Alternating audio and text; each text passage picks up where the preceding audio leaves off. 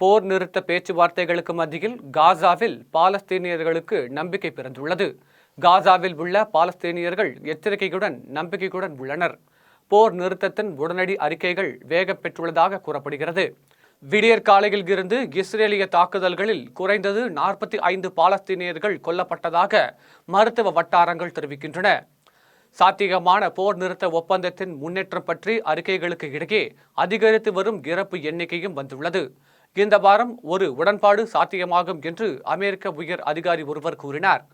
இதற்கிடையில் வடக்கு காசா மீதான இஸ்ரேலின் முற்றுகை 100 நாட்களை தாண்டியுள்ளது. தாக்குதல் தொடங்கியதில் இருந்து சுமார் 5000 பேர் கொல்லப்பட்டுள்ளனர் அல்லது காணாமல் போய் உள்ளனர் என்று பாலஸ்தீனிய அதிகாரிகள் தெரிவித்தனர்.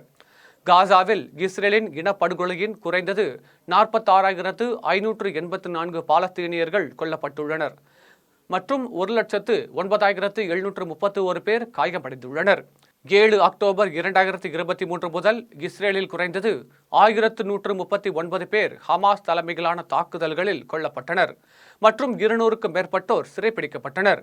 பாலஸ்தீனிய அடையாளத்தின் மையத்தில் கல்வி நிலையம் உள்ளது. மேலும் காசாவில் உள்ள பள்ளிகள் மீது இஸ்ரேலிய தாக்குதல் நடத்துகிறது. ஜனவரி 12 அன்று காசா பகுதியில் இஸ்ரேலிய தாக்குதல்கள் குறைந்தது 45 பாலஸ்தீனியர்களை கொண்டுள்ளன என தகவல் தெரிவிக்கின்றன. பல தாக்குதல்கள் காசா நகரம் மற்றும் என்க்ளேவின் வடக்கு பகுதிகளில் குவிந்துள்ளன.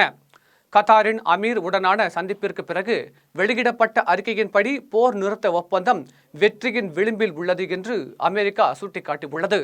நவம்பர் 27 அன்று எட்டப்பட்ட போர் நிறுத்தத்தை மீறியதாக இஸ்ரேலிய தாக்குதல்களுக்கு பிறகு தெற்கு லெபனனில் இஸ்ரேலிய தாக்குதல்களில் 10 பேர் பலியாகினர்.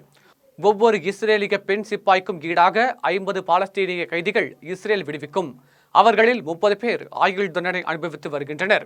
காசாவில் சிறைப்பிடிக்கப்பட்ட குடிமக்களுக்கு ஈடாக சிறார்கள், நோயாளிகள் மற்றும் பெண்கள் உள்ளிட்ட சில வகைகளில் இருந்து 30 பாலஸ்தீனிய கைதிகள் விடுவிக்கப்படுவார்கள்.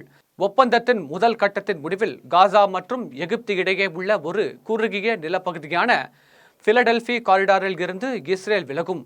ஒப்பந்தத்தின் 16வது நாளில் தொடங்கும் 2வது கட்டம் அனைத்து குடிமக்கள் மற்றும் மீதமுள்ள வீரர்களின் விடுதலையை மையமாக கொண்டு மேலும் பேச்சுவார்த்தைகள் தேவைப்படும்.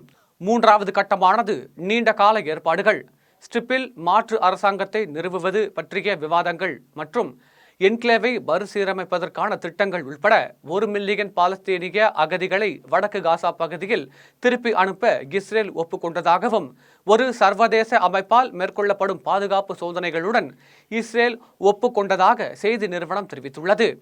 மறுவடிவமைக்கவும் இஸ்ரேலுக்கு எதிரான புறக்கணிப்புகள் பலனளிக்குமா? பாலஸ்தீனிய உரிமைகளை பாதுகாப்பதற்கு இஸ்ரேலிய ஆக்கிரமிப்பை முடிவுக்கு கொண்டு வருவதற்கும் ஃபாத்திமா பூட்டோ மற்றும் BDS இணை நிறுவனர் உமர் ஃபர்கோடி ஆகியோர் போராடுகின்றனர். இஸ்ரேல் காசா போர் நிறுத்தத்தை ஒளியியலுக்கு மட்டும் திட்டமிடுகிறதா? அமெரிக்க பத்திரிகையாளர் ரியான் கிரீன் கூறுகையில், ட்ரம்பை சமாதானப்படுத்துவதற்காக கூட இஸ்ரேல் காசாவில் போர் நிறுத்தத்தை நிராகரிப்பது ஆபத்தானது. வடக்கு காசாவை இஸ்ரேல் முற்றுகையிட்டதால் 5000 பேர் கொல்லப்பட்டனர் அல்லது காணவில்லை.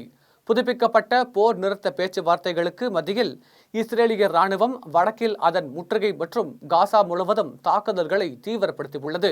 வடக்கு காசா பள்ளி தங்குமிடம் மீது இஸ்ரேல் நடத்திய தாக்குதலில் பாலஸ்தீன குழந்தைகள் கொன்றது. வடக்கு காசாவில் உள்ள ஜபாலியா அகதிகள் முகாமில் உள்ள பள்ளி ஒன்றின் மீது இஸ்ரேல் வான்வழி தாக்குதல் நடத்தியது.